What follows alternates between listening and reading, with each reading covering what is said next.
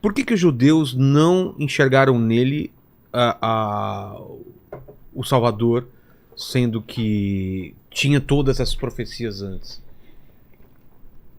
Porque ele tinha que morrer. Ele tinha que morrer. Se ele não morresse, não tinha salvação. Muita gente não entende isso. A culpa não foi dos judeus. Estava na eternidade. Ele tinha que morrer. Ele veio para morrer. Tanto é que quando ele começou a falar da morte dele, Pedro falou, não, senhor, de jeito nenhum. Nós não vamos deixar o senhor morrer. Olha que no momento anterior, Jesus perguntou, o que os dizem os homens que eu sou? Aí, eles falaram, uns dizem que é Elias, outros João Batista, um dos profetas. Tudo bem, mas e vocês? O que vocês dizem? Eles ficaram quietos.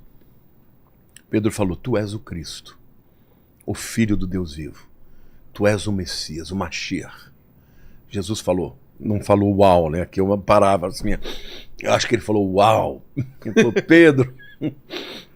Falou, mandou bem, Pedrão! Mandou bem, aí, Pedrão! Não foi a carne nem o sangue que te revelaram. Foi meu Pai que está nos céus. Na mesma conversa, ele começou a falar, eu tenho que ir para Jerusalém. E lá em Jerusalém o Filho do Homem vai ser entregue para os sacerdotes, para os homens, e ele vai morrer. Aí Pedro começou a repreender ele.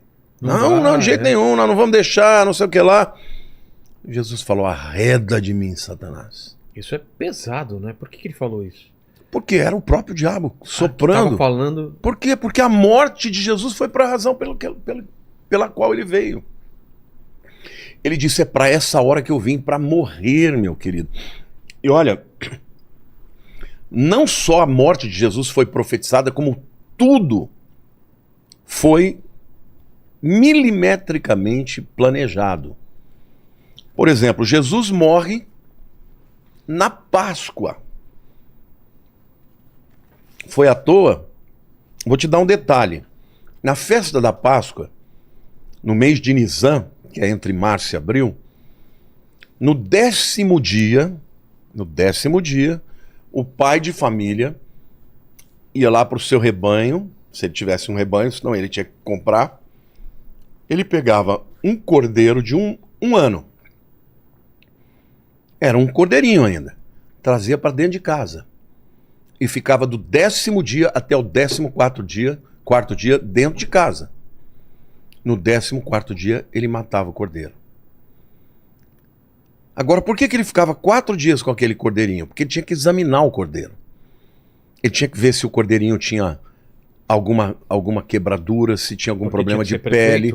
Tinha que ser perfeito. Agora, detalhe. Jesus chegou em Jerusalém no 10º dia do mês da Páscoa.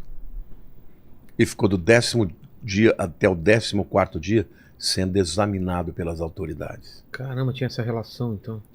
Perfeita. Ele morreu no dia da Páscoa, porque ele era o Cordeiro Pascal. Você entendeu? Não foi à toa. Detalhe, às 9 da manhã era a hora do sacrifício matinal. O sacerdote pegava o cordeiro, amarrava o cordeiro e levava ele para o altar e deixava ele no altar. Altar, lá no templo era um altar grande, tinha que subir, né, uma rampa, e deixava o cordeiro lá amarrado. Às 9 horas da manhã, Jesus estava sendo crucificado. Às 3 horas, o sacerdote ia lá e degolava.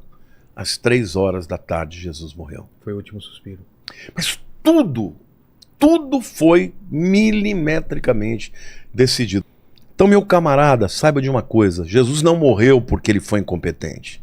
Jesus não morreu porque ele foi um fraco, porque não teve força política. Ele morreu porque ele se entregou. E olha que coisa tremenda, porque quando... Pensa o seguinte, Jesus não era de Jerusalém, ele ficava o tempo inteiro aonde?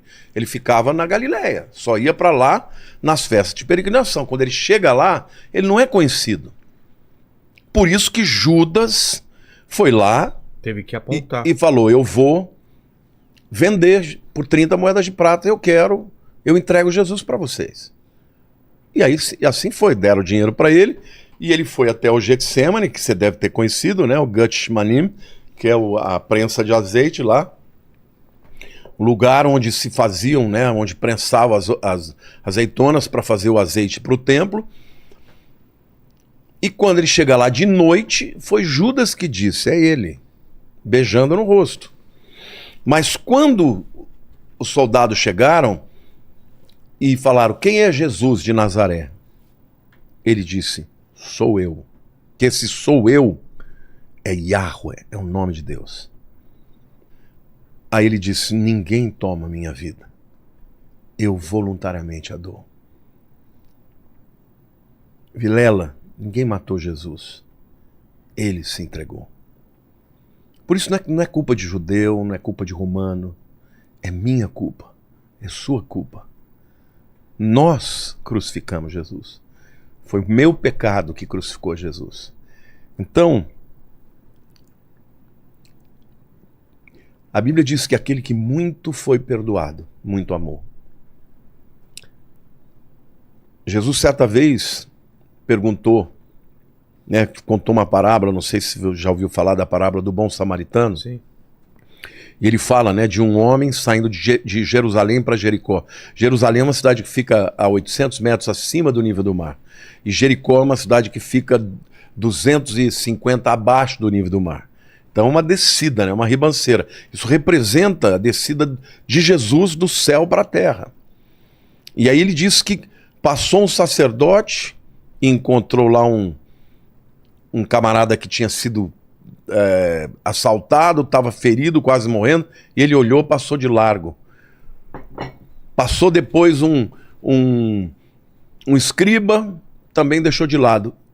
Quando passa o samaritano, que era um povo que era rejeitado pelos judeus, ele pega, leva o camarada para a estrebaria, para a hospedaria, lá ele deixa ele por 2 dias e depois ele dá o dinheiro para cuidar dele, depois vem buscá-lo. Isso fala de Jesus descendo dos céus para vir cuidar dos pecadores, daqueles que o mundo deixou de lado. Então esse é Jesus, é o Jesus que se esvaziou, que se tornou homem, mas que quando quis, se ele fizesse isso aqui, ó, ele acabava com tudo. É o Senhor dos senhores. Então até a morte dele era necessária. Então não foram os judeus. Tudo isso para dizer o quê? Você me perguntou, né? Por que os judeus não receberam? Porque eles não podiam receber. Se eles tivessem recebido e tornado Jesus o rei deles, tudo bem. E aí? Quem que vai perdoar os pecados deles? Sem derramamento de sangue não tem remissão de pecados.